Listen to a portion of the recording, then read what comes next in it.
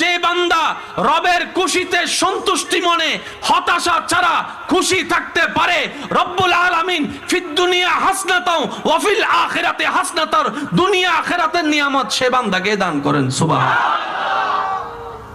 যে হা হুতাশ বেশি করে তার কাছে হারানোর সম্ভাবনা বেশি, যে শুকরিয়া বেশি করে, ধৈর্য ধরে অপেক্ষা বেশি করে, নিয়ামত তার কাছে আসবেই বেশি। এটাই চিরন্তন বাস্তব সত্য। চিৎকার দিয়ে বলেন সুবহানাল্লাহ।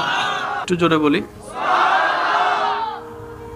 কোরআন আল্লাহর পক্ষ থেকে এমন একটা স্পেশাল মুআজিজা,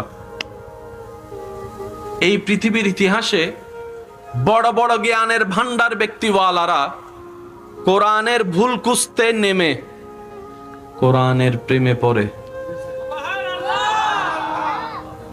কোরআনের প্রেমে পড়ে ইসলাম ধর্ম কবুল করে নিয়েছে।